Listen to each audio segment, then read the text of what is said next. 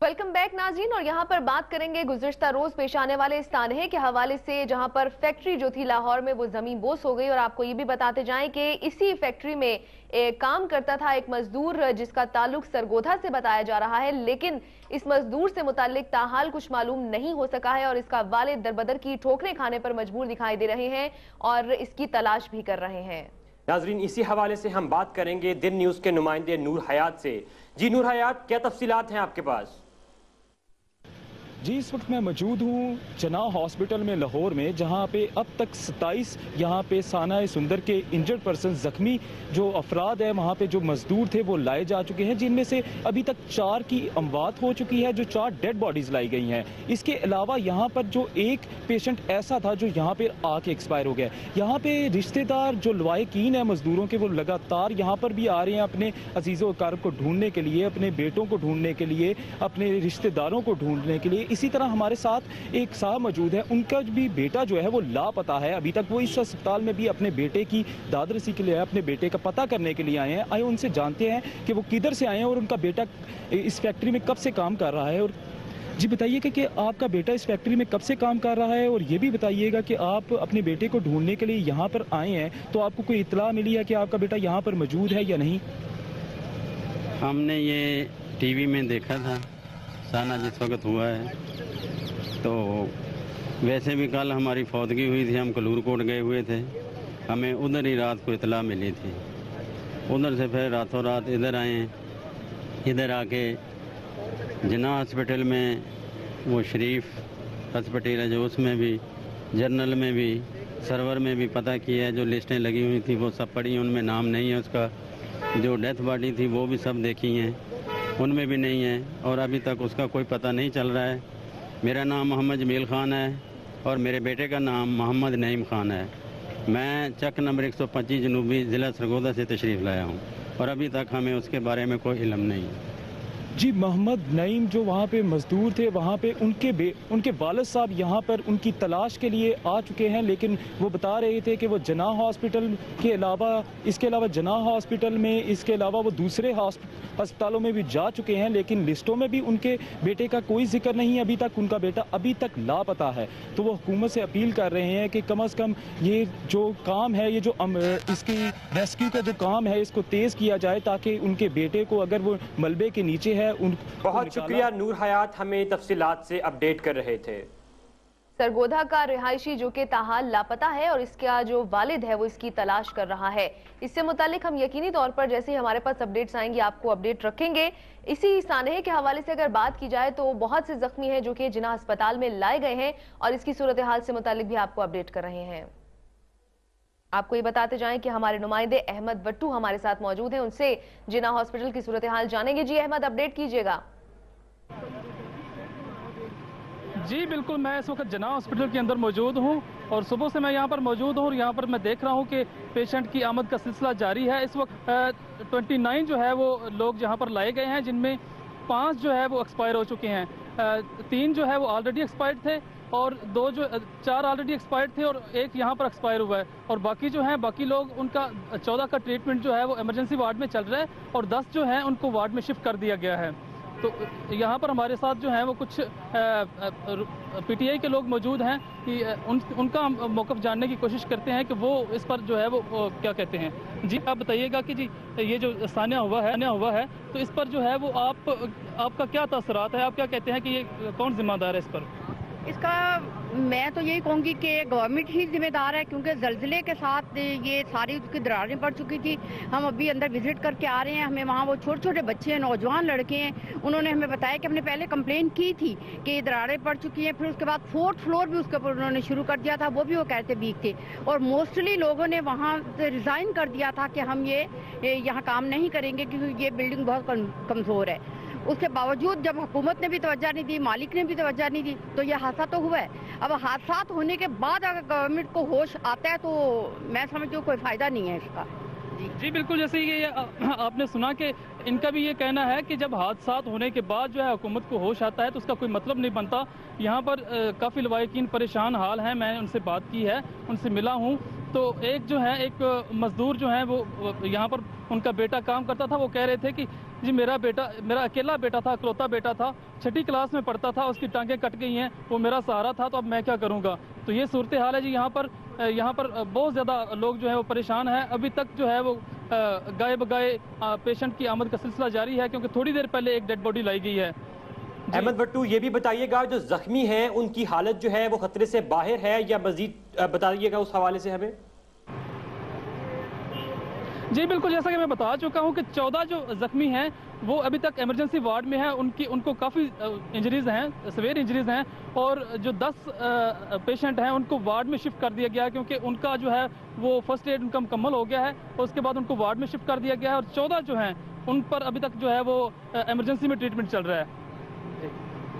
जी अहमद भट्टू, ये भी बताइएगा कि जो लोग आपके साथ पीछे मौजूद हैं उनसे जानने की कोशिश कीजिएगा कि हुकूमत जो है वो इस तरह के इकदाम नहीं कर पा रही जिससे इन बिल्डिंग से गिरने का खतरा कम हो सके। इस बारे में उन सबका क्या ख्याल है?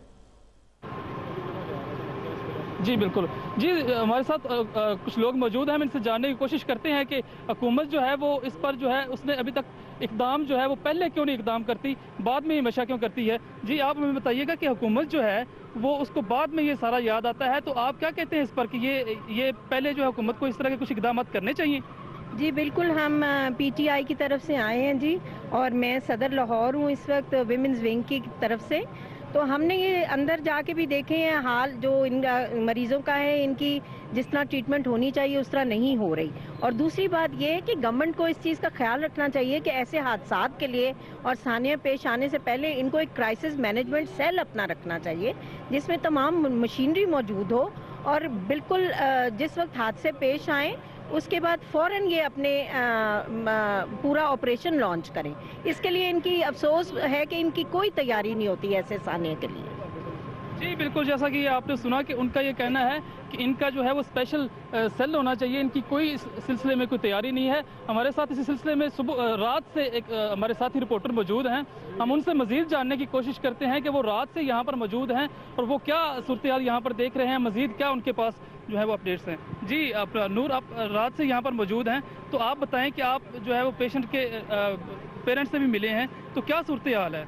हाँ जी अहमद, मैं पहले बताता जाऊँ आपको, मैं जिस वक्त रात को यहाँ पे मौजूद थे तो ये रात पे यहाँ पे 3 जो हैं वो डेड बॉडीज लाई गई थी। आज सुबह एक चौथी डेड बॉडी यहाँ पे लाई गई है।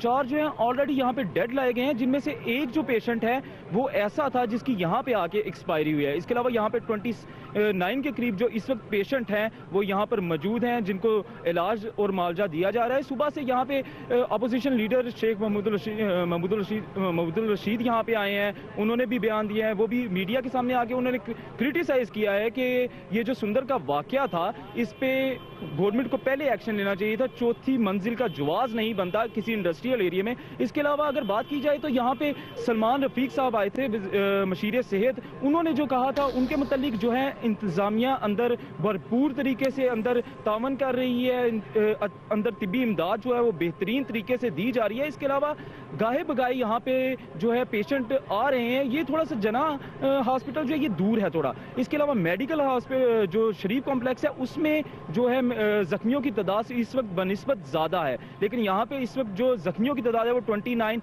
हो चुकी है। जी हम जी, जैसा कि आपने सुना कि ये साथी रिपोर्टर हमारे अपडेट कर रहे थे। इसके अलावा भी मैं एक पेरेंट्स से मिला हूं, तो वो कह रहे थे कि जी मैं ये तकरीबन 8 दिन पहले जो है वो हमारे बेटे बता रहे थे कि 8 दिन पहले हमने फैक्ट्री मालकान को बता दिया था कि बिल्डिंग में दरारें पड़ रही हैं, ये गिरने वाली है, तो हम अपना इस्तीफ़ा देते हैं, अगर आप ये इसे ठीक नहीं करवाते तो हम अपना इस्तीफ़ा दे रहे हैं। तो कल वो आए हैं, फैक्ट्री मालकान आए हैं, तो उन्होंने कहा कि जी हम इस्तीफ़ा आपको दे रहे हैं। तो उन्होंने फिर ये कहा कि नहीं ये बिल्कुल ठीक है, आप काम करें, बिल्कुल काम करें। उन्होंने इस्तीफ़ा उनका नहीं लिया, उनको मतलब नहीं काम से निकाला। तो ये तकरीबन 5 बजे फिर ये हादसा पेश आ गया। अहमद भट्टू, क्या जख्मियों के लवाहिकीन आपके साथ मौजूद हैं? तो हम उनसे जानना चाहेंगे कि क्या वो तिब्बी सहूलियात से और इलाज से मुतमईन हैं या उनको कुछ मुश्किलात का सामना है? जी बिल्कुल, मैंने लवाहिकीन से बात की है तो वो बहुत ज़्यादा परेशान हाल हैं। अक्सर लवाहिकीन जो हैं वो मीडिया पर वो बात करने से गुरेज कर रहे हैं, क्योंकि वो उनका जो है बहुत ज़्यादा इस वक्त किसी का बेटा, उसकी टांगें कटी हुई हैं, किसी की डेड बॉडी पड़ी हुई है। तो मैंने जाके अंदर वार्ड में मैं गया हूं, तो मैंने पूछा है, वो कह रहे थे कि जी जब हम आए हैं वार्ड में, जब हम आए हैं तब तो हमें बिल्कुल मुकम्मल तौर पर सही तरीके से जो है वो सेटिस्फाई किया गया है, हमें पूरी तरह से अद्वियात दी गई हैं, लेकिन जब अब नए मरीज आ रहे हैं तो हमें एक बार वो पट्टियाँ करके फर्स्ट एड दे के तो हमें साइड पे कर दिया गया। हमें जो है वो ड्रिपें हमारी वैसे ही पड़ी हुई हैं, कोई लगाने के लिए नहीं आ रहा। तो ये लवाहिकीन जो है उनकी तरफ से ये कुछ हद तक एहतजाज भी था। जी अहमद भट्टू, आप हमारे साथ मौजूद ही रहिए। अपने नाज़रीन को हम इस वाक़े से मुताल्लिक एक मरतबा फिर से अपडेट करते जाएं कि लाहौर सुंदर इंडस्ट्रियल स्टेट में फैक्ट्री की इमारत से निकाली गई लाशों की तादाद 24 हो चुकी है, जबकि दबे हुए दर्जनों मजदूर अब तक नहीं निकाले जा सके हैं। गुज़श्ता रोज ये अफसोसनाक सानहा पेश आया था और आपको ये बताते जाएं कि इस सानहे को गुजरे हुए 22 घंटे बीत चुके हैं और इसके बावजूद मलबे से तमाम मजदूरों को नहीं निकाला जा सका है, क्योंकि जैसे कि हमने आपसे पहले भी ये बात शेयर की कि जब इस किस्म का कोई वाकया पेश आता है तो यकीनन काम जो है वो बहुत एहतियात से करना पड़ता है। इसी वजह से इसमें थोड़ा टाइम भी लग रहा है। इमदादी सरगर्मियों में 400 से जायद अफराद हिस्सा ले रहे हैं, जिनमें रेस्क्यू 1122, पाक फौज, ईदी फाउंडेशन, फलाह इंसानियत फाउंडेशन समेत मुतादिद तंजीमों के कारकुनान शामिल हैं। इसके अलावा आपको ये भी बताते जाएं कि अब से कुछ देर कबल आपको ये बताते जाएं कि ईदी फाउंडेशन के सरबराह फैसल ईदी ने दिन न्यूज से बात की। आपको वो दिखाते हैं, आपको उनकी गुफ्तगू यकीनी तौर पर सुनाएंगे। आपको एक मरतबा फिर से बताते जाएं कि इस सारे प्रोसेस को 22 घंटे बीत चुके हैं, लेकिन अभी तक तमाम मजदूर नहीं निकाले जा सके। नाजरीन, अब से कुछ देर कबल एक जख्मी मजदूर ने दिन न्यूज से बात की है, आपको वो भी सुनाएंगे कि उन्होंने इस बारे में क्या कहा, इस सानहे से मुताल्लिक उनके पास क्या इंफॉर्मेशन थी, अभी आपको सुनाएंगे थोड़ी देर में। उधर कर लिया, पीछे से मलबा गिरा है, उस मलबे से ये मेरा बाजू है वो भी जख्मी हुआ है और ये मेरे सर पर भी चोटें आई हैं, लेकिन बाद में मैं अपनी मदद के आपके तहत निकला हूँ इस मलबे से। अच्छा साहब, ये बताओ कि कितने के लोग के अंदर इसमें जो काम करने वाले वर्कर थे वो तो तकरीबन 150 आदमी था, 150 से 200 आदमी, लेकिन कानूनी भी और रहायश भी वो इधर अंदर ही थी। अच्छा ये बताओ कि कोई बच्चे भी थे या कोई खवातीन भी थी या काम करती थी? नहीं, बच्चे भी 1-2 बच्चे थे, बाकी 18 साल से कम थे, बाकी जो थे वो तकरीबन खवातीन नहीं है, तो जवान आदमी है मेरी तरह। आपका कोई साथी आपको याद हो जो अभी तक निकला नहीं है, मिसिंग, सामने देखे सामने, उसी की वजह से मैं खड़ा हूँ। कौन है कोई साथी आपका अंदर? मेरा कजन है, ये जो क्या नाम है उसका? अब्दुस्तार उसका नाम है जी। उसकी उम्र तकरीबन 30-35 साल हुआ है, तो वो उसकी वजह से मैं जख्मों की हालत में इधर खड़ा हूँ। का इस सानहे से मुताल्लिक क्या कहना था ये आपने जाना। आपको ये बताते जाएं कि लाहौर सुंदर इंडस्ट्रियल स्टेट में फैक्ट्री की इमारत से निकाली गई लाशों की तादाद जो है वो 24 हो चुकी है और इस वक्त जो जख्मी है उन्हें जिना अस्पताल जो है वो मुंतकिल किया गया है। इसके अलावा शरीफ मेडिकल अस्पताल भी बाज़ जख्मियों को मुंतकिल किया गया है, जहां पर उनको बेहतरीन तिब्बी सहूलियात फराहम की जा रही हैं।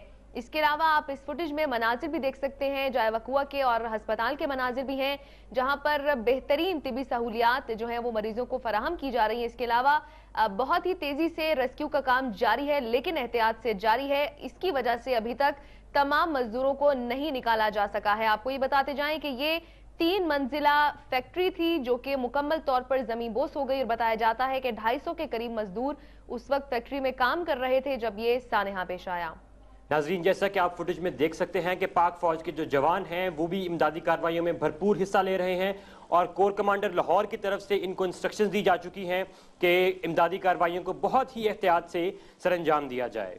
जी बिल्कुल, आपको ये बताते जाएं कि लाहौर की सुंदर इंडस्ट्रियल स्टेट में वाक़ फैक्ट्री की इमारत जमीन बोस हुए 22 घंटे गुजर चुके हैं, लेकिन इसके बावजूद मलबे से तमाम मजदूरों को नहीं निकाला जा सका क्योंकि ये काम बड़ी एहतियात से हो रहा है। आपको ये बताते जाएं कि इमदादी सरगर्मियों में 400 से ज्यादा अफराद जो हैं वो हिस्सा ले रहे हैं।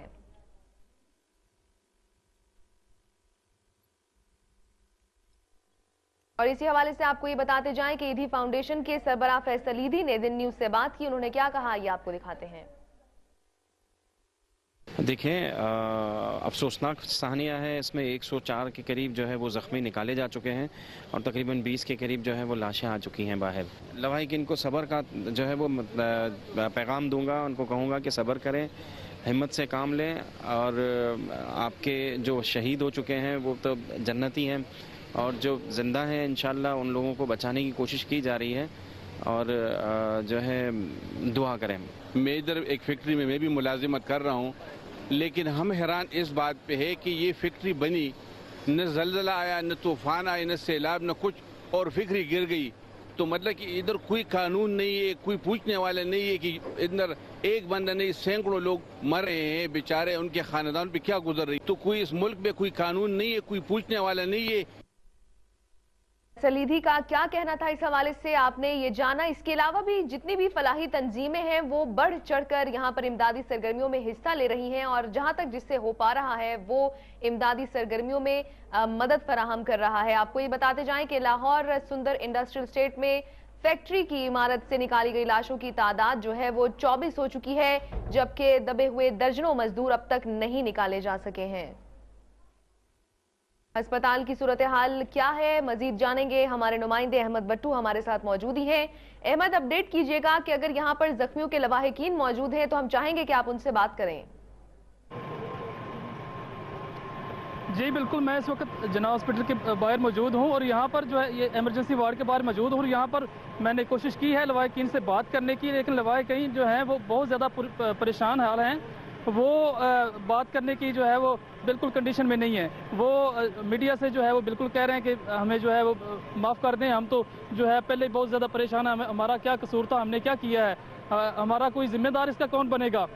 मैंने उनसे पूछा जब कि आप जो है वो किसको जिम्मेदार ठहरा रहे हैं, तो उनका ये कहना था कि देखें इसमें हुकूमत और जो फैक्ट्री मालकान हैं ये बराबर के जिम्मेदार हैं, क्योंकि फैक्ट्री मालकान को पहले बताया गया था कि यहाँ पर दरारें पड़ गई हैं तो आप जो है ये इसे ठीक करवाएं, लेकिन उसने कहा कि नहीं कोई मसला नहीं है।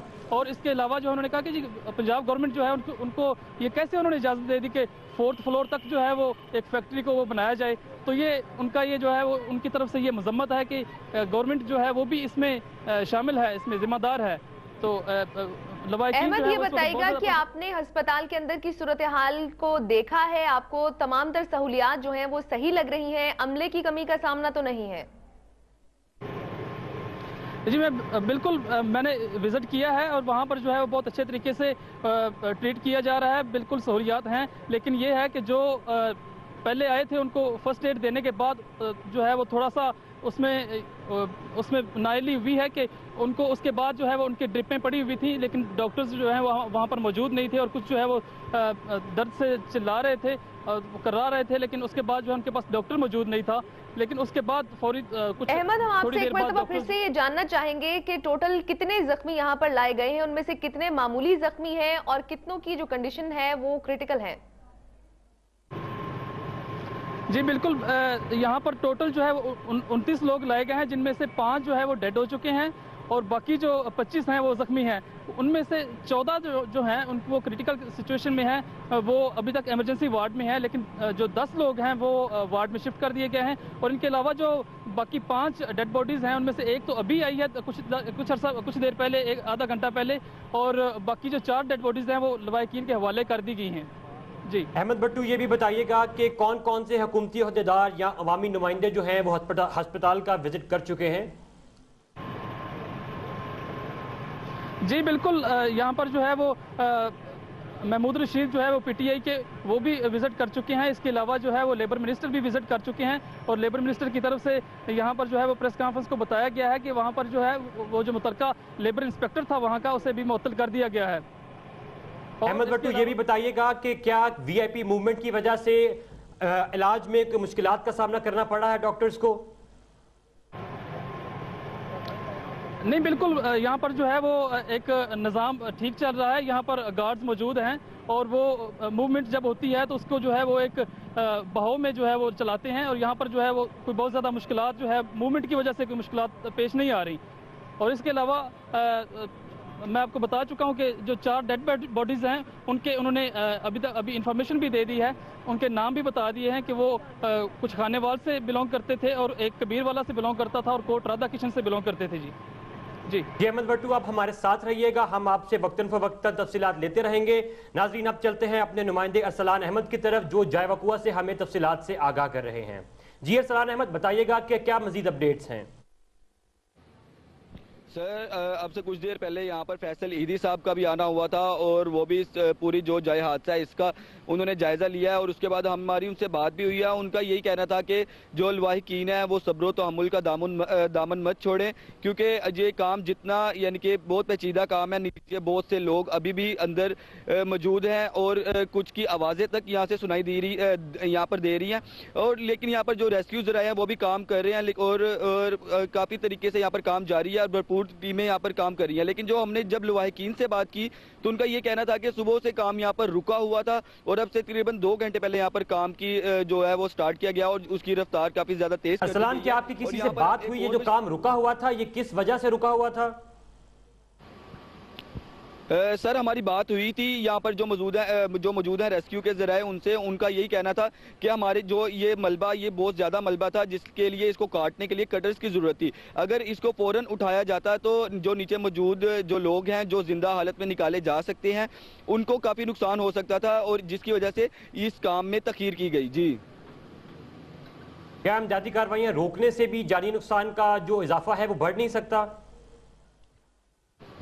सर उसका बढ़ तो सकता था, लेकिन अगर वो इमदादी कार्रवाइयाँ तो जारी थी लेकिन उसके लिए सिर्फ मशीनरी की काफ़ी ज़्यादा ज़रूरत थी। जो कटर्स थे, हैवी ड्रिल्स थी, अब वो यहाँ पर आ चुकी हैं और उन्होंने यहाँ पर कटिंग स्टार्ट कर दी है। अगर आप मेरे पीछे देख सकें तो मेरा पीछे क्रेन्स भी लगी हुई हैं जो मलबा उठाई जा रही हैं और पीछे वाली साइड पर कटर्स भी लगे हुए हैं। उस वाली साइड पर तो अब इन्होंने जाना भी मना कर दिया है वहाँ पर, क्योंकि वहाँ पर बहुत हैवी मशीनरी आ चुकी है और वो बहुत तेज़ी से यहाँ पर काम कर रहे हैं। क्योंकि नीचे जो लोग मौजूद हैं, यहाँ पर एक जख्मी से भी हमारी बात हुई थी, उसका भी यही कहना था कि जो एक कमरे के पीछे नीचे अभी तकरीबन 25 के करीब लोग हैं जो उसके दोस्त थे वो वहां पर हैं और अभी वो उन्हीं के वेट में वहां पर खड़ा हुआ था कि वो तो खुद बचकर बाहर आ गया। और उसका कहना था कि जिस वक्त ये हादसा पेश आया उस वक्त वो चाय के लिए गया था और पीछे से बिल्डिंग गिर गई, तो उसके दोस्त अभी भी अंदर हैं और वो भी यही कह रहा था कि ये काम जो है जितना पेचीदा तरीके से, बहुत पेचीदा काम है, इसको आराम से और इसको बहुत अच्छे तरीके से किया जाए तो ही ये लोग अंदर से ठीक वापस आ सकते हैं। जी, ये बताइएगा अरसलान कि यहाँ पर लवाहिकीन की जानिब से एहतजाज भी देखने में आया, उसके बाद से अब काम की रफ्तार आप किस तरह से देखते हैं?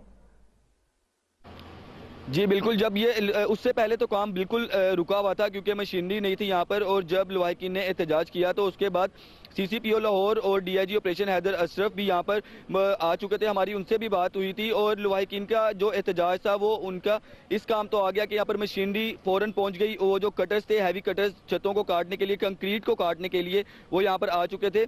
और हैदर अशरफ साहब का भी यही कहना था कि ये जो काम है इसको अगर हमने अपनी भरपूर सलाहियतों अब यहाँ पर इस्तेमाल कर रहे हैं और जो लवाहिकीन को उनका ये पैगाम था कि वो सब्र तो हम मुल्क का दामन ना छोड़ें और ये काम को आराम से और रेस्क्यू की टीमों को उनको बिला किसी मकसद के यानी कि करने दिया जाए, उन पर किसी भी किस्म का दबाव ना डाला जाए, वो जितना काम ये आराम से कर सकते हैं उन्हें करने दिया जाए। जी, अरसलान अहमद, ये भी बताइएगा क्योंकि आप वहां पर बराह रास्त मौजूद हैं, जय वकुआ से हमें अपडेट करें कि कौन कौन से महकमे जो हैं वो वहां पर इमदादी कार्रवाइयों में मसरूफ हैं।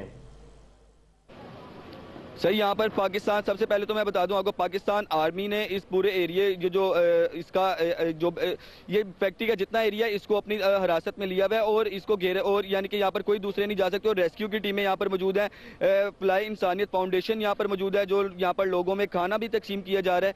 और उसके बाद यहाँ पर ईदी अब्दुल सत्तार ईदी की जो ईदी सर्विसेज है वो भी यहाँ पर मौजूद हैं और उनके बेटे फैसल ईदी साहब भी यहाँ पर अभी आए थे और अब वो जा चुके हैं। और इसके अलावा पंजाब पुलिस के भी यहाँ पर काफ़ी एहलकार तैनात किए गए हैं। और जो रेस्क्यू के जो अमला है, हमारी उनसे बात हुई थी, वो तकरीबन 200 से ज़ायद एहलकार रेस्क्यू के यहाँ पर पहुँच चुके हैं और वो अमदादी जो ये सरगर्मियाँ ये सर अंजाम दे रहे हैं। जी, अरसलान अहमद, ये भी बताइएगा कि जो लोग मलबे तले दबे हुए हैं उनकी खुराक का किसी किस्म का इंतजाम किया जा रहा है, क्योंकि ऐसा भी हो सकता है कि वो खुराक की कमी की वजह से ज्यादा मुश्किलात में मुब्तला हो। जी सर, बिल्कुल ये कहा तो जा रहा है कि वो जो लोग अंदर हैं जिनकी आवाज़ें सुनाई दे रही हैं, ये उनको अगर और कुछ टाइम तक अगर वहाँ से ना हटाया गया तो उनको और ये खुराक की किल्लत की वजह से नुकसान हो सकता है। इसी वजह से जो जिस फैक्ट्री के एरिया में से नीचे से आवाज़ें आ रही हैं और जहाँ पर जिंदा लोगों के होने का खदशा है वहाँ पर काम ज़्यादा तेज़ी से किया जा रहा है। वहाँ पर अरसलान अहमद, आप हमारे साथ मौजूद ही रहिए, इससे मुतालिक हम मजीद भी आपसे तफसीलात हासिल करेंगे। यहाँ लेंगे एक शॉर्ट ब्रेक।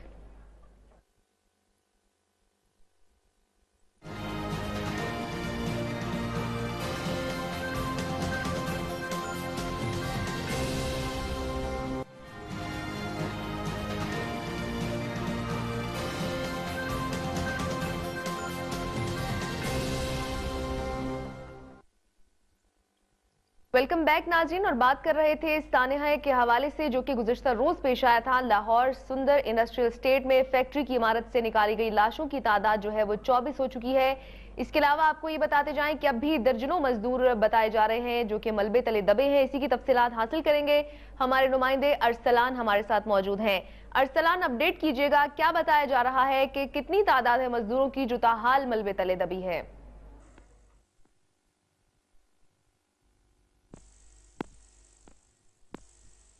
अरसलान से राब्ता करने की कोशिश करेंगे। फिल वक्त आपको ये बताते जाएं कि इस सारे प्रोसेस को 22 घंटे जो हैं वो गुजर चुके हैं, लेकिन अभी भी दर्जनों मजदूर बताए जाते हैं जिनको मलबे से नहीं निकाला जा सका है। इमदादी सरगर्मियों में 400 से ज्यादा अफराद हिस्सा ले रहे हैं, जिनमें रेस्क्यू 1112, पाक फौज, ईदी फाउंडेशन, फलाह इंसानियत फाउंडेशन, इसके अलावा भी जितनी भी इंसानी हकूक की तंजीमें हैं वो अपने तौर पर यहाँ पर मदद के लिए पहुंची हुई हैं और यहाँ पर इमदादी कार्रवाइयाँ की जा रही हैं।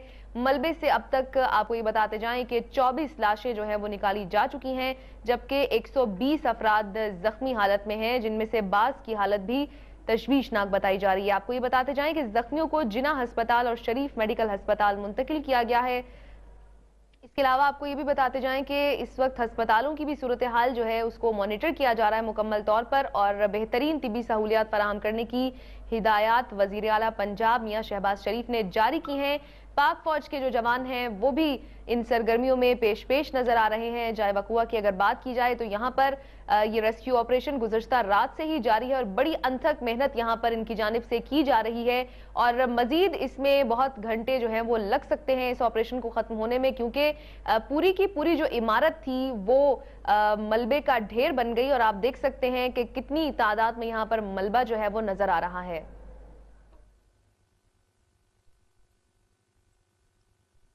आपको सुंदर इंडस्ट्रियल स्टेट के करीब पेश आने वाले सानहे के हवाले से अपडेट कर रहे हैं। ये 3 मंजिला इमारत थी जो कि गुज़श्ता रोज ज़मींबोस हो गई।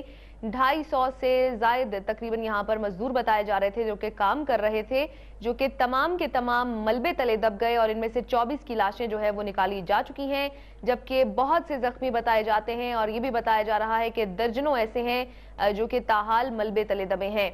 आपको ये बताते जाएं कि मुख्तलिफ जो जख्मी हैं उन्हें जिना अस्पताल और शरीफ मेडिकल अस्पताल मुंतकिल किया जा रहा है। आपको ये भी बताते जाएं कि जो जांबाक हुए हैं उनकी लाशें उनके वुरसा के हवाले की जा चुकी हैं, और आपको ये बताते जाएं कि इमदादी सरगर्मियां जो हैं वो ताहाल जारी हैं।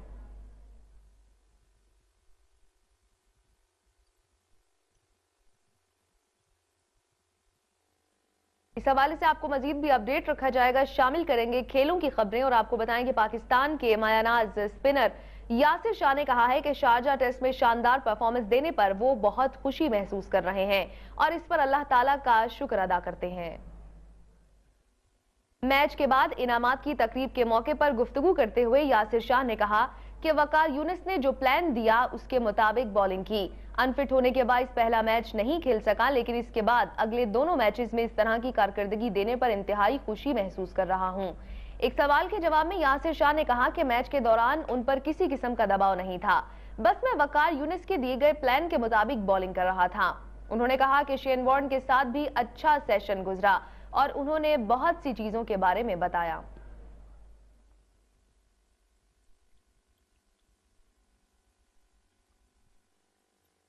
स्पिन बॉलर जुल्फिकार बाबर ने टेस्ट क्रिकेट में 50 विकेटें मुकम्मल करके पाकिस्तान का बुजुर्ग तरीन बॉलर होने का एजाज अपने नाम कर लिया। जुल्फिकार बाबर ने ये संगे मील इंग्लैंड के खिलाफ शारजा में खेले गए टेस्ट मैच में अबूर किया।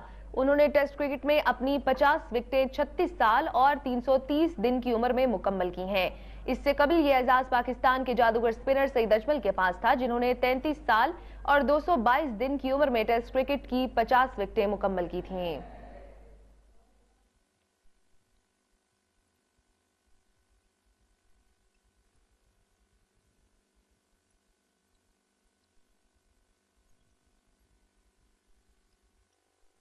चेयरमैन पीसीबी शहरियार खान ने कौमी टीम को मुबारकबाद देते हुए कहा है कि मिसबाह उल हक की टीम को जरूरत है, इसे अभी जाने नहीं दूंगा। पाकिस्तान क्रिकेट बोर्ड के चेयरमैन शहरियार खान ने इंग्लैंड के खिलाफ सीरीज का आखिरी टेस्ट मैच जीतने पर कौमी टीम को मुबारकबाद दी और कहा कि पाकिस्तानी टीम की परफॉर्मेंस ने सबका सर फख्र से बुलंद कर दिया। पाकिस्तानी टीम ने जिस तरह कामयाबी हासिल की वो काबिले तारीफ है।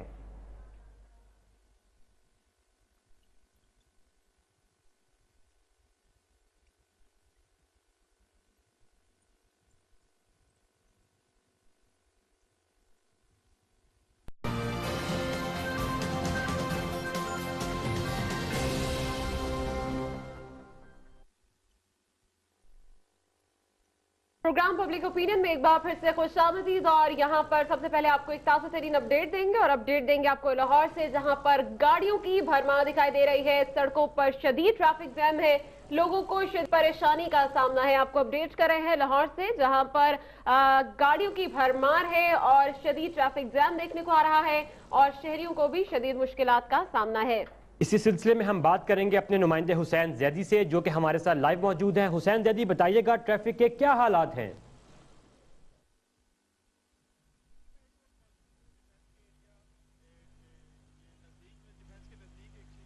यहाँ पर तो ट्रैफिक काफी बेहतर है और ट्रैफिक जो है यहाँ पे कुछ ब्रिज बने हुए, यहाँ काफी बेहतर हालात है। यहाँ पर ट्रैफिक की जो है वो जैम नहीं है यहाँ पर। हमारा आप देख सकते हैं कि पीछे यहाँ ट्रैफिक जो है वो तकरीबन फ्लो में चल रही है, लेकिन फिरोजपुर रोड के कुछ एरियाज हैं जहां पर ट्रैफिक जो है वो जैम हो जाती है जी, मुख्तलिफ औकात में जी। यदि ये बताइएगा कि जो ट्रैफिक वार्डन्स हैं वो कहां पर मौजूद हैं और उन्होंने कितनी हद तक इस ट्रैफिक के मसले पर कंट्रोल कर लिया है? जी, यहाँ पर जो मुख्तलिफ लोगों से भी हमारी पहले बात हुई थी, तो वो कह रहे थे कि ट्रैफिक बहुत जैम है। जो पुल बने हैं उनकी जो एलोकेशन है वो इतनी कुछ खास नहीं है। ट्रैफिक जो है वो फ्लो जिस वक्त पीक और होती है उस वक्त ट्रैफिक जो है वो काफ़ी ज़्यादा जो है वो ब्लॉक हो जाती है मुख्तलिफ मकामात पर, ख़ासतौर पर छुट्टी के टाइम पर या ऑफिस जब ऑफ होता है, छुट्टी जब लोग दफ्तरों से निकलते हैं। फिरोजपुर रोड के दोनों तरफ जो है वो आपको पता है फैक्ट्री एरियाज हैं, जिसकी वजह से ये ट्रैफिक जो है वो यहाँ मुख्तलिफ मकामात पर जैम हो भी जाती है जी। हुसैन जैदी, ये बताएगा कि अभी हम आपके पीछे तो देख रहे हैं कि ट्रैफिक काफी फ्लो में चल रही है, लेकिन वो कौन कौन से रूट्स ऐसे हैं जहां शदीद ट्रैफिक जैम है? जैसे कि माल रोड पे अक्सर हम देखते हैं कि वहां पर ट्रैफिक जैम होता है, तो वो कौन कौन सी ऐसी सड़कें हैं जो इस टाइम ब्लॉक है? जी, ट्रैफिक जैम के हवाले से अगर हम बात करें तो यहाँ से थोड़ा सा दूर पे ही पीको फाटक है टाउनशिप की तरफ, जहाँ पे वहाँ पे ट्रैफिक जो है वो काफ़ी जाम हो जाती है। इसी तरह जो है ये चुंगी अमर सदू के मुकाम पर एक जो है वो ब्रिज बनाया गया है गोल, जो कि मोटरसाइकिलों के लिए बनाया गया है, लेकिन वो भी ट्रैफिक बहुत ज़्यादा, वहाँ पे भी लोगों जो है वो ट्रैफिक जैम की शिकायत करते हैं। इसी तरह जब हम थोड़ा कलमा चौक की तरफ जाएं, वहाँ पे भी कुछ जो है वो सड़क कंजस्टेड है, वहाँ पे भी ट्रैफिक जैम की शिकायत जो है वो ख़ास तौर पर जिस वक्त जो ऑफिस से छुट्टी होती है लोगों को, उस टाइम जो है वो ट्रैफिक काफ़ी ज़्यादा यहाँ पर जैम हो जाती है जी। ठीक है, बहुत शुक्रिया हुसैन जैदी, आप हमें अपडेट कर रहे थे लाहौर से। लाहौर में स्वयं गाड़ियों की भरमार है, शदीद ट्रैफिक जैम के बायस जो है वो शहरियों को भी मुश्किलात का सामना है, जबकि कुछ रूट्स पे जो है वो गाड़ी काफी फ्लो से चल रही है, वहां पे ट्रैफिक जो है वो काफी फ्लो में है इस टाइम, लेकिन कुछ रूट्स ऐसे भी हैं जहां पर इस टाइम शदीद ट्रैफिक है और शहरियों को मुश्किलात का सामना है। नाज़रीन, जैसा कि आप देख सकते हैं फुटेज के अंदर के बहुत से मुकामात पर ट्रैफिक जो है वो शदीद जैम है और इसी हवाले से हमें कुछ देर पहले हमारे नुमाइंदे हुसैन जैदी ने अपडेट किया। बिल्कुल, आपको ताज़ा तरीन अपडेट दे रहे हैं लाहौर से। लाहौर में इस टाइम काफी हद तक ट्रैफिक देखने को मिल रही है, मौसम भी खुशगवार है और लोग जो हैं वो अपने घरों से बाहर निकल आए हैं, जबकि आपको बताते चलें कि ऑफिस टाइम भी है, लोग अपने घरों से वापसी घरों की जानिब जो है वो वापस जा रहे हैं। इस वजह से भी सड़कों पर जो है काफी रश देखने को मिल रहा है, जबकि अब से कुछ देर कबल जो है वो बारिश हुई थी, जिसकी वजह से भी जो है बहुत सी सड़कें इस टाइम वहां पर रश मौजूद है, लोग भी अपने घरों से बाहर निकल के आ चुके हैं, लेकिन इससे ट्रैफिक काफी हद तक मुतासिर हुई है और शहरियों को भी शदीद मुश्किलात का सामना है। बहुत सारी सड़कों पर ट्रैफिक वार्डन्स जो हैं वो अपनी ड्यूटी से गायब हैं, जिस वजह से भी ये ट्रैफिक जो है वो जैम है और इसी हवाले से हमारे नुमाइंदे जो हैं हमें पल पल की रिपोर्ट दिए हुए हैं। मजीद भी जो है वो हम आपको अपडेट करते रहेंगे लाहौर की सूरत हाल के हवाले से, जहां पर इस टाइम गाड़ियों की भरमार दिखाई दे रही है, सड़कों पर काफी तादाद में जो है वो रश दिखाई दे रहा है, गाड़ियां मौजूद हैं और शदीद ट्रैफिक जैम है, जिसकी वजह से लोगों को भी शदीद मुश्किलात का सामना है।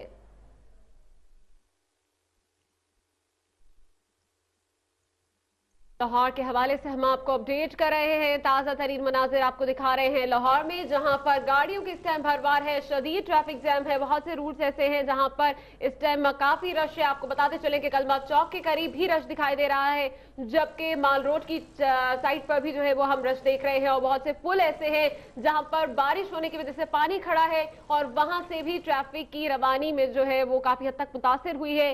शदीद ट्रैफिक जैम है और शहरियों को काफी मुश्किलात का सामना है। आपको बताते चले कि क्योंकि आज लाहौर में मौसम भी काफी खुशगवार था, तो बहुत से लोग सैर व तफरीह के लिए भी अपने घरों से बाहर निकले थे।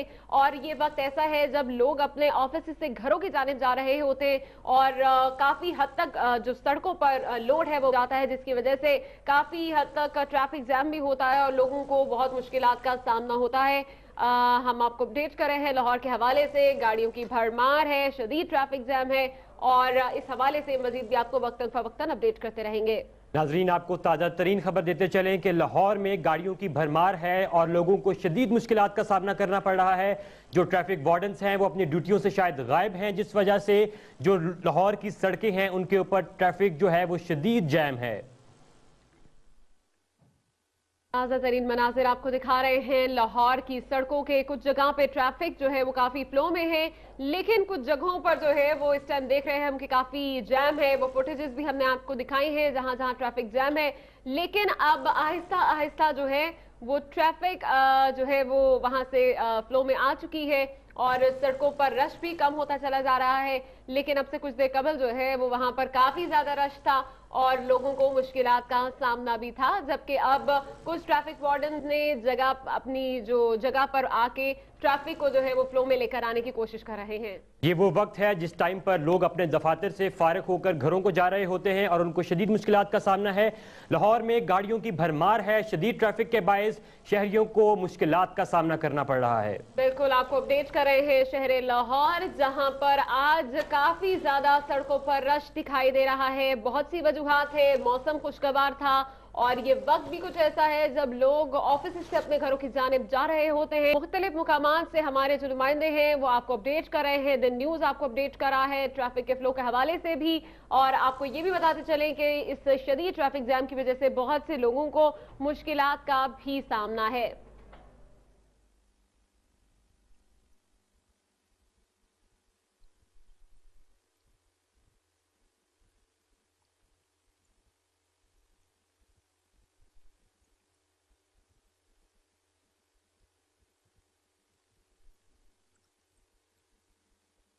नाजरीन, हमने आपको ताज़ा तरीन रिपोर्ट दी कि लाहौर में गाड़ियों की भरमार है। इसी हवाले से हमारे नुमाइंदे उमर फारूक हमारे साथ लाइन पर मौजूद हैं। आइए इनसे जानते हैं कि ताज़ा तरीन अपडेट क्या है।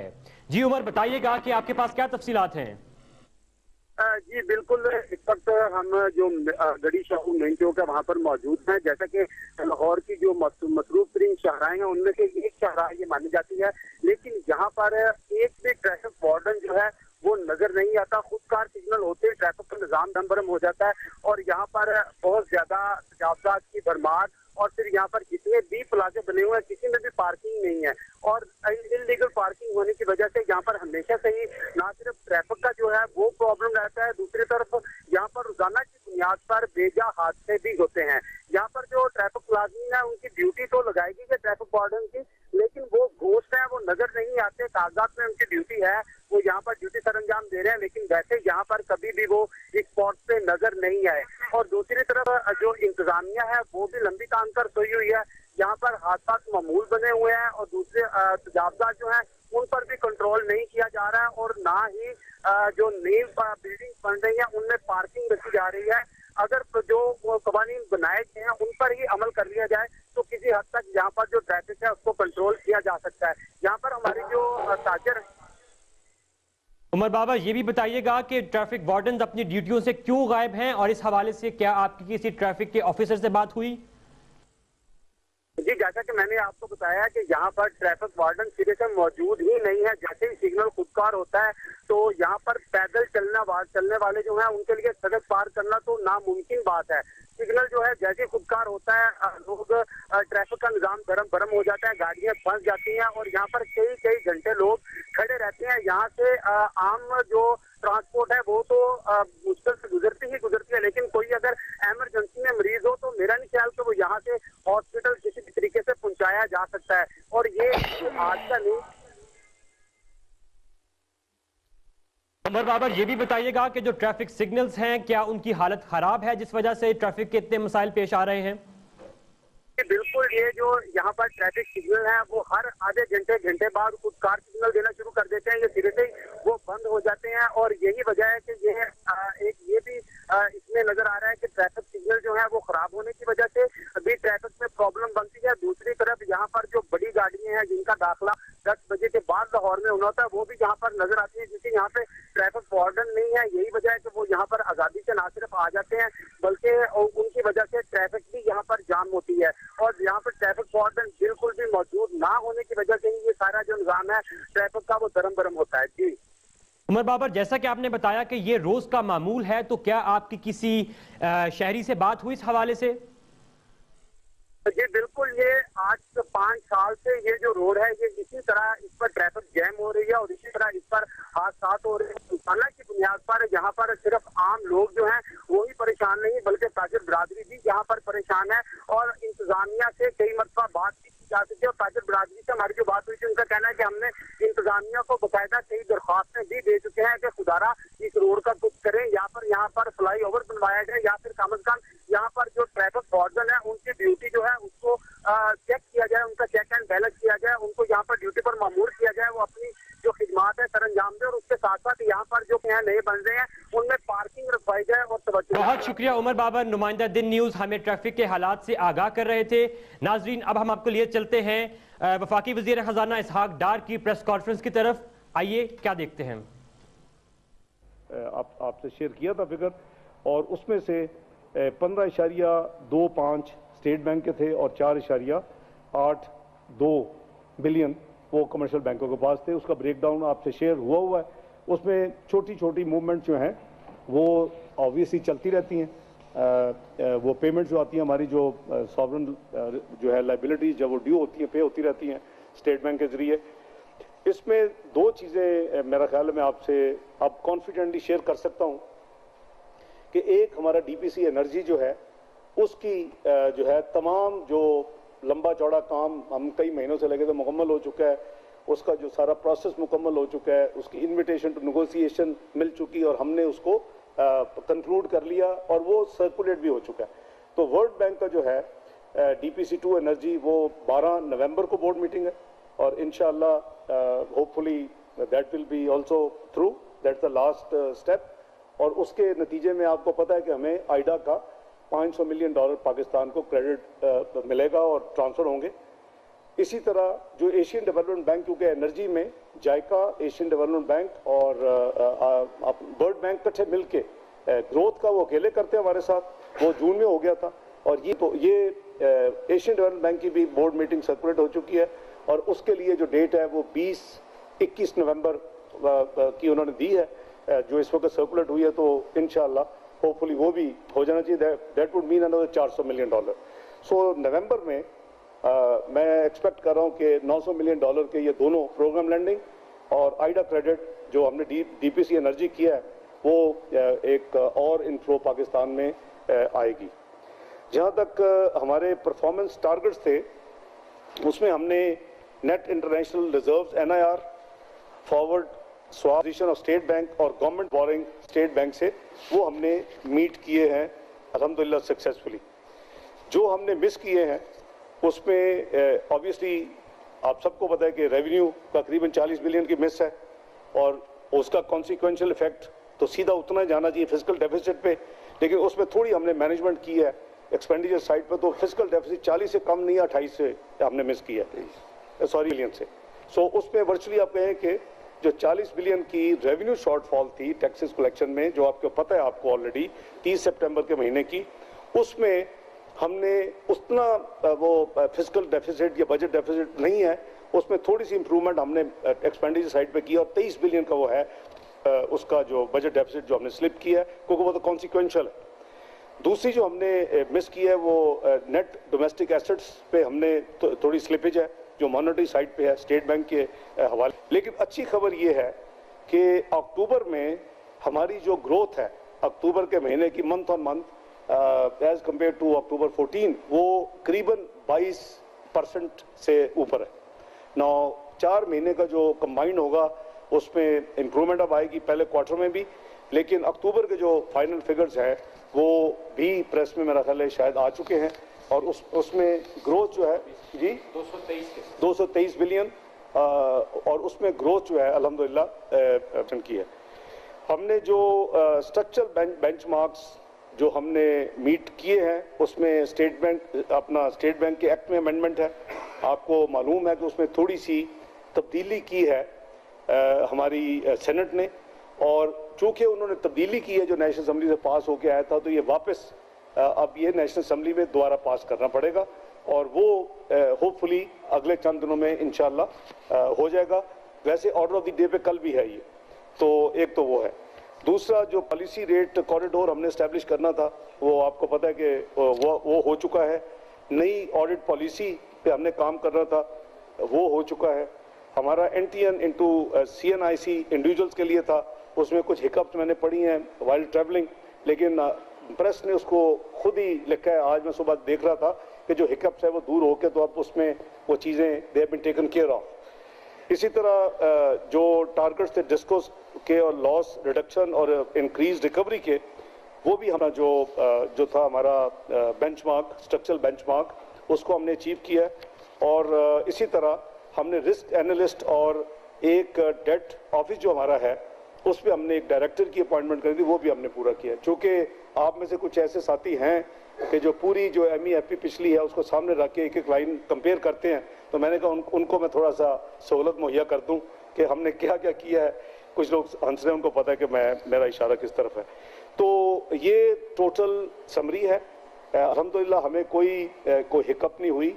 रूटीन में जैसे जो होता है, टीम जो थी वो 26 से शुरू कर दिया था काम।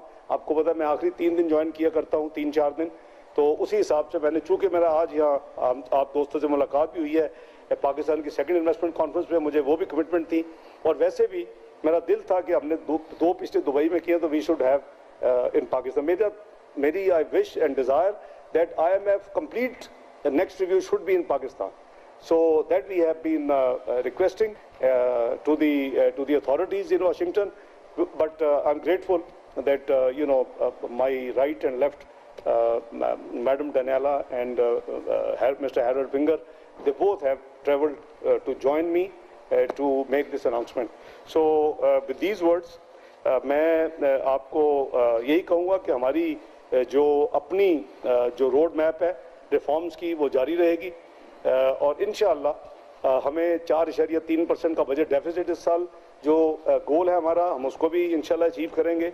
हमें जहां इम्प्रूवमेंट्स कुछ और जो करने वाली हैं, जो कि तफसील आपको मालूम है, मैंने आपको बता दिया कि हमने एंड सितंबर को स्ट्रक्चरल बेंचमार्क जो हमने अचीव की है, तो इंशाअल्लाह गॉड विलिंग PMLN मियां नवाज शरीफ साहब की क़यादत में इस रिफॉर्म एजेंडे को पाकिस्तान की बेहतरी के लिए, अवाम की बेहतरी के लिए आगे लेके चलेगी।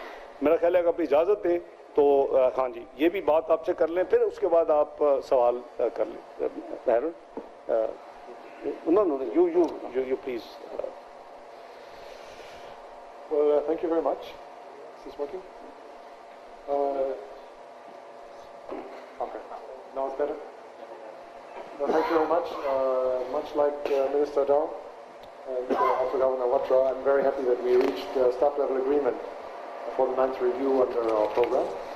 This will lead to a disbursement of around $500 million after review and after consideration by our executive board in about a month's time. Let me start on the economic side. We retained our economic growth forecast of 4.5% for this year. This is helped by recovery and large-scale manufacturing, and also by ongoing strength in construction and other sectors. There are of course also downside risks to this projection, including from the slowdown in private sector credit growth that we're seeing, and also from weaker trade numbers in the first quarter of this fiscal year. Inflation has fallen and stayed near historic lows at 1.6% in October of this year.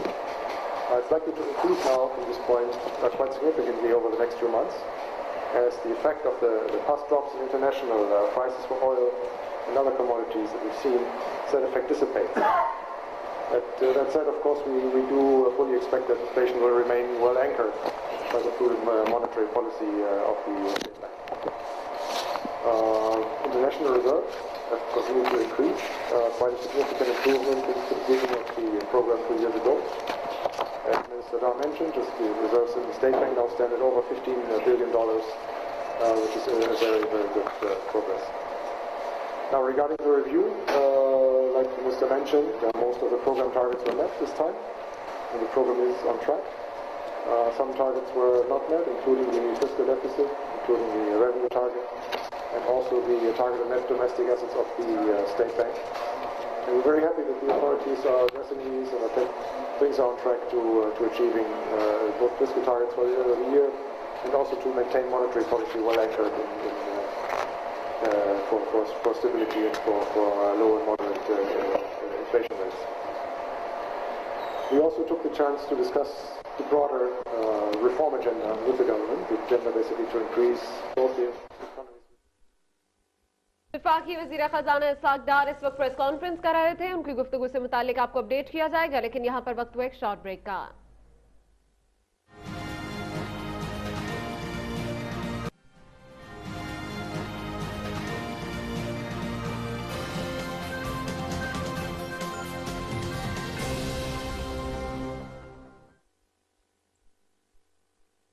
Public opinion में एक बार फिर से खुशामदीद और यहाँ पर शामिल करेंगे एक ताजा तरीन अपडेट। आपको बताएं कि एक पुलिस ऑफिसर ने खुदकुशी कर ली है। आपको बताएं कि ये पुलिस ऑफिसर लिबर्टी में तैनात था। गुलबर्ग लिबर्टी में तैनात पुलिस ऑफिसर ने कनपट्टी पर गोली मारकर खुदकुशी कर ली। एक अफसोसनाक वाकया सामने आ रहा है, आपको अपडेट कर रहे हैं हम लाहौर में गुलबर्ग लिबर्टी से, जहां पर तैनात पुलिस ऑफिसर ने खुद को गोली मार ली। आपको बताएं इस हवाले से हमारे साथ फैजान भट्ट लाइन पर मौजूद है, मजीद तफसीलात उनसे जानेंगे।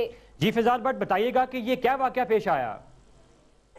जी बिल्कुल, इस वक्त लिबर्टी में मौजूद है हम, और यहाँ पर एएसआई जुबैर उनका नाम है, और उन्होंने खुद को सरकारी राइफल से गोली मार ली। और जब हमारी पुलिस अफसरान से बात की तो उनका ये कहना है कि ये साइको मरीज थे और इनका ज़हनी तवाज़ुन भी ठीक नहीं था, और इनकी जेब से कुछ नुस्खे वगैरह भी निकले थे, जो अभी पहले की रिपोर्टर्स के मुताबिक इनकी जेब से जो नुस्खे निकले हैं उसकी वजह से भी इनका जो दिमागी तवाज़ुन है वो ठीक नहीं रहा, और उन्होंने खुद को गोली मारकर खुदकुशी कर ली है। और यहाँ पर जो मौजूद अफसरान है वो यहाँ पर मीडिया को बात तो नहीं करने दे रहे, लेकिन हमने फिर भी राब्ता किया उनसे, और इसका ज़हनी तवाज़ुन का मसला आ रहा था, और ये अफसरान की तरफ से भी इसको काफी प्रॉब्लम्स आ रही थी जिसको वो हल नहीं कर सक रहे थे।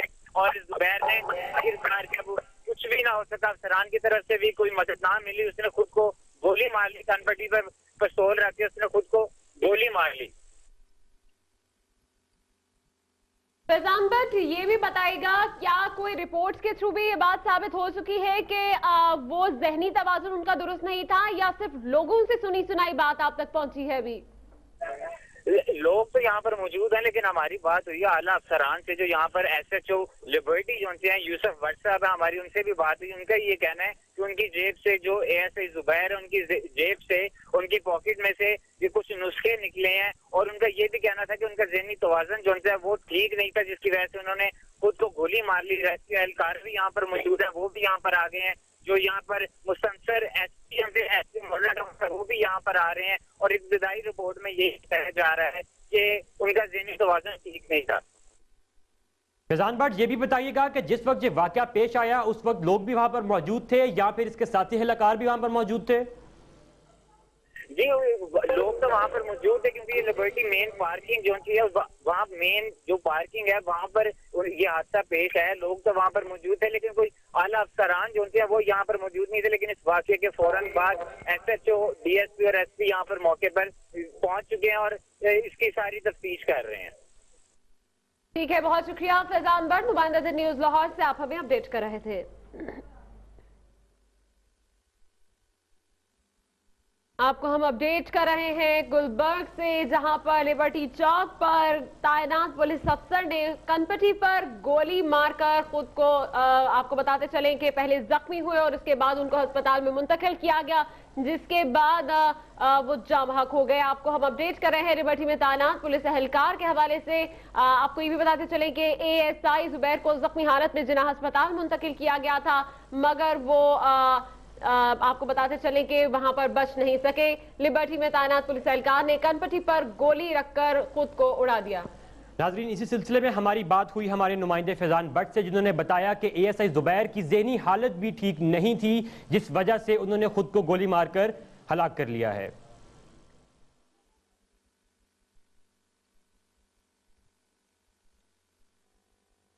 और अब आपसे एक बार फिर से बात की जाएगी लाहौर में आने वाले इस वाक़े के हवाले से। पंजाब हुकूमत ने फैक्ट्री हादसे से मुतालिक मालूमात के लिए हेल्पलाइन भी कायम कर दी है। सुंदर इंडस्ट्रियल स्टेट में फैक्ट्री की छत गिरने से जख्मी और जाबहक होने वाले अफराद के लवाहिकीन के लिए पंजाब हुकूमत ने एक हेल्पलाइन कायम की है, जिस पर कॉल करके मुतासरा खानदान अपने प्यारों से मुतालिक मालूमात हासिल कर सकते हैं। मुतासरा खानदानों की मदद के लिए वज़ीर आला पंजाब शहबाज शरीफ खुद भी हेल्पलाइन 1129 पर मौजूद होंगे। ऑपोजिशन लीडर पंजाब असम्बली मियां महमूद रशीद ने सुंदर में फैक्ट्री की छत गिरने से तहरीक इल्तवाए कार पंजाब असम्बली में जमा करा दी है। लाहौर के इलाके सुंदर में फैक्ट्री की छत गिरने से होने वाली हलाकतों के अफसोसनाक वाक़े के खिलाफ पंजाब असम्बली में अपोजिशन लीडर मियां महमूद रशीद ने तहरीक इल्तवा जमा करा दी। करारदाद के मतन में कहा गया है कि इमारत में दरारें पड़ी थीं, जिनकी मरम्मत इंजीनियर के बजाय मिस्त्री से कराई गई। वाक़े की तहकीकात आला सतह पर कराई जाए और जिम्मेदार अफसरों को इंसाफ के कटहरे में लाया जाए। इस वक्त लाहौर में 140 इमारतें खतरे की घंटी बजा रही हैं। बंद रोड पर इमारत गिरने पर कमेटियां तश्कील दी गई, वो कमेटियां कहाँ हैं? और अब आपको खबर देंगे कराची से। कराची के इलाके महमूदाबाद जुनेजो टाउन में झुग्गियों में आग लग गई, जिससे दर्जनों झुग्गियां जलकर राख हो गईं, जबकि 5 अफराद झुलसकर जख्मी हो गए। कराची के इलाके महमूदाबाद जुनेजो टाउन में झुग्गियों में आग लग गई। झुग्गियों में लगने वाली आग पर काबू पाने के लिए 3 फायर ब्रिगेड की गाड़ियां रवाना की गई। आग इतनी तेजी से फैली कि वहां कायम दर्जनों झुग्गियों को अपनी लपेट में ले लिया। आतिशदगी के बायस 5 अफराद झुलस गए, जिन्हें तिब्बी इमदाद के लिए अस्पताल भी मुंतकिल कर दिया गया है। हादसे के बाद 7 बच्चे भी लापता हो गए। तेज हवा की वजह से आग फैलती रही। तेज हवा और धुएं की वजह से आग पर काबू पाने में शदीद मुश्किलात का सामना करना पड़ा। वजीर आला सिंध ने वाक़े का नोटिस लेते हुए कमिश्नर कराची और चीफ सेक्रेटरी से रिपोर्ट तलब कर ली।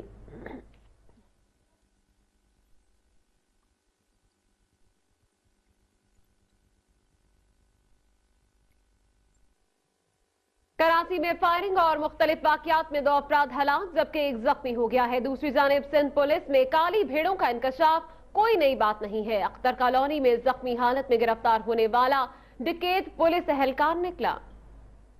कराची के इलाके टीपू सुल्तान रोड पर आपस के झगड़े में छुरी और पत्थर के वार से 19 साला नौजवान हलाक हो गया। पुलिस ने 2 अफराद को हिरासत में लेकर तफ्तीश शुरू कर दी है। गबूल टाउन के इलाके गोधरा रोड पर नामालूम सम से आने वाली गोली से 1 शख्स जख्मी हो गया। दूसरी जानिब पोर्ट कासिम के करीब गाड़ी की टक्कर से 1 शख्स हलाक हुआ। दूसरी जानिब कराची के इलाके अख्तर कॉलोनी में मुकाबले के बाद एक डकैत को जख्मी हालत में गिरफ्तार कर लिया गया है। अख्तर कॉलोनी में पुलिस मुकाबले में एक मुलजिम को अस्तहे समेत गिरफ्तार किया गया। दौरान तफ्तीश पुलिस को इंकशाफ हुआ कि जख्मी होने वाला मुलजिम पुलिस एहलकार है। मुलजिम सिक्योरिटी जोन 2 में तैनात था। मुलजिम नदीम लूटमार की वारदातों में मुलविस है। अस्तहा और छीनी गई मोटरसाइकिल बरामद कर ली गई। साबिक विफाकी वजीर डॉक्टर आसिम की अहलिया ने तिबी सहूलियात से मुतालिक तौहीन अदालत की दरख्वास्त वापस ले ली। डॉक्टर जरीन की जानिब से सिंध हाई कोर्ट में रेंजर्स के खिलाफ तौहीन अदालत की दरख्वास्त दायर की गई थी। दरख्वास्त में मौक़िफ़ इख्तियार किया गया था कि अदालती अहकामात के बावजूद रेंजर्स डॉक्टर आसिम को तिब्बी सहूलियात फराहम नहीं कर रही, जिस पर रेंजर्स ने जवाब दाखिल कर दिया। जवाब के मुताबिक डॉक्टर आसिम को तमाम तिब्बी सहूलियात फराहम की जा रही हैं और उनका मुआयना भी बाकायदगी से हो रहा है, जिसके बाद डॉक्टर आसिम की अहलिया की दरख्वास्त पर सुप्रीम कोर्ट ने शहरियों को बैक वक्त 8 सिमें रखने की इजाजत दे दी है।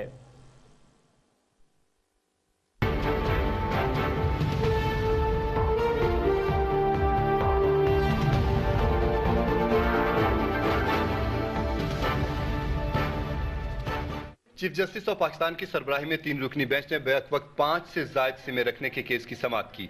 जराये के मुताबिक सुप्रीम कोर्ट ने शहरियों को एक ही वक्त में 8 सिमें रखने की इजाजत दे दी है, जिनमें 5 मोबाइल सिमें शामिल होंगी जबकि 3 डाटा सिमें होंगी।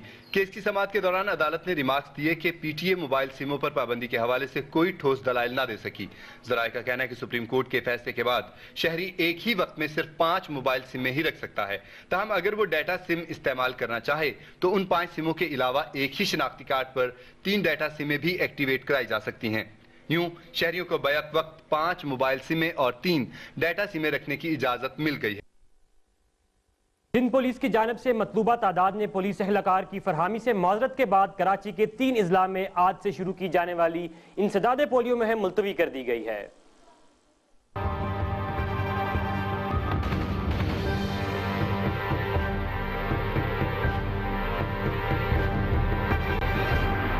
सिंध पुलिस ने कराची में आज से शुरू होने वाली इंसदाद पोलियो मुहिम के सिलसिले में मतलूबा तादाद में एहलकारों की फराहमी से माजरत जाहिर कर दी है, जिसके बाद महकमा सेहत ने सिक्योरिटी की अदम फराहमी पर कराची के 3 मुख्तलिफ अजला में आज से शुरू होने वाली इंसदाद पोलियो मुहिम मुलतवी कर दी है।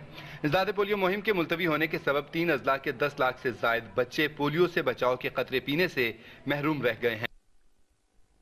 एफसी और हसास इदारों ने डेरा बुगटी के इलाके पीर कोह में कार्रवाई करते हुए धमाका खेज मवाद रखने के इल्जाम में 2 अफराद को गिरफ्तार कर लिया।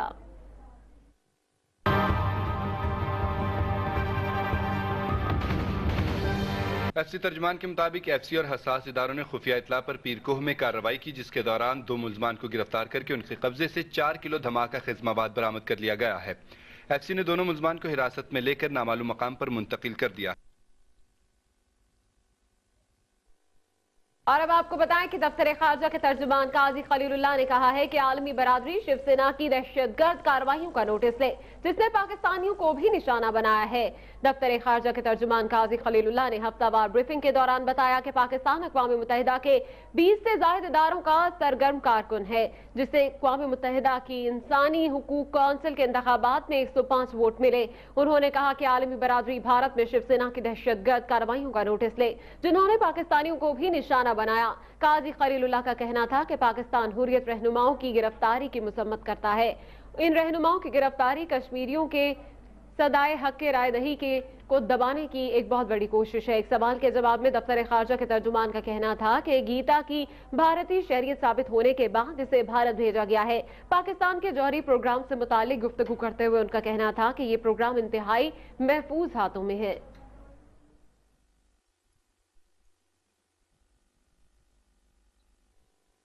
और अब बात करेंगे बल्दियाती इंतखाबात के हवाले से। इलेक्शन कमीशन ने वफाकी दारुल हुकूमत के बल्दियाती इंतखाबात में पोलिंग का वक्त 10:30 घंटे कर दिया है। इस हवाले से मजीद अपडेट किया जाएगा। यहाँ पर वक्त हुआ एक शॉर्ट ब्रेक का, हमारे साथ रहिएगा।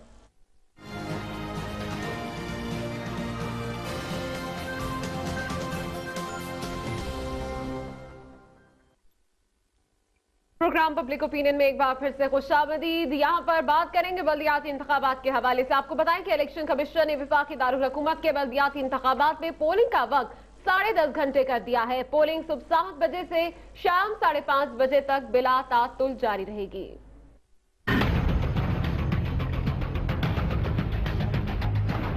इलेक्शन कमीशन के जारी एलामिया के मुताबिक पोलिंग सुबह 7 बजे से शाम 5:30 बजे तक बिला तातुल जारी रहेगी। इलेक्शन कमीशन की तरफ से वक्त बढ़ाने का फैसला वोटर्स की सहूलत और वोटिंग के टर्न आउट में इजाफे की तवक्को पर किया गया है।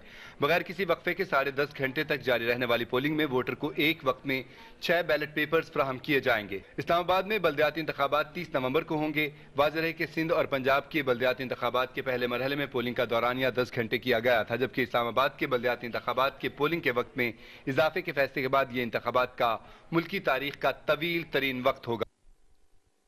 कराची में बल्दियाती इंतखाबात के लिए जमात इस्लामी और तहरीक इंसाफ में इत्तेहाद हो गया। शहर की 80% यूनियन कमेटीज पर सीट एडजस्टमेंट हो गई है। हाफिज नईम और अली जैदी मेयरशिप के उम्मीदवार, जिस जमात के चेयरमैन ज्यादा हुए मेयर उसी का होगा। मुआहदा तय पा गया।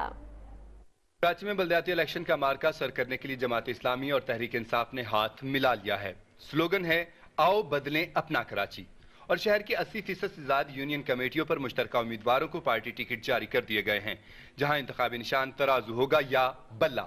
मेयरशिप के लिए हाफिज नईम जमात इस्लामी, जबकि अली जैदी तहरीक इंसाफ के उम्मीदवार हैं। मेयर के लिए जो जीता वही सिकंदर का फार्मूला तय पाया है। जिस पार्टी के ज्यादा चेयरमैन मुंतखब होंगे, कराची का मेयर उसी का होगा। सीट एडजस्टमेंट के बाद जमात इस्लामी ने 116 चेयरमैन और 113 वाइस चेयरमैन के उम्मीदवारों को पार्टी टिकट जारी कर दिए हैं। जबकि तहरीक इंसाफ ने भी 89 चेयरमैन और 88 वाइस चेयरमैन के उम्मीदवारों को टिकट जारी किए हैं। दोनों जमातों के रहनुमाओं का कहना है कि इत्तेहाद का फैसला कराची के शहरियों की ख्वाहिश पर किया है, जबकि सियासी तजज़ियाकारों का कहना है कि शहर की दो अहम सियासी जमातों का इत्तेहाद मुत्तहिदा कौमी मूवमेंट और पीपल्स पार्टी के उम्मीदवारों को टफ टाइम दे सकता है। कराची में बल्दियाती इंतखाबात तीसरे मरहले में 5 दिसंबर को होंगे। और अब आपको बताया कि चेयरमैन तहरीक इंसाफ इमरान खान ने रावलपिंडी के हल्का N 156 के ऑर्गेनाइजर फयाजुल हसन चौहान को बल्दियाती इंतखाबात के लिए टिकटों की गैर मुनसिफाना तकसीम पर ओहदे से हटा दिया है।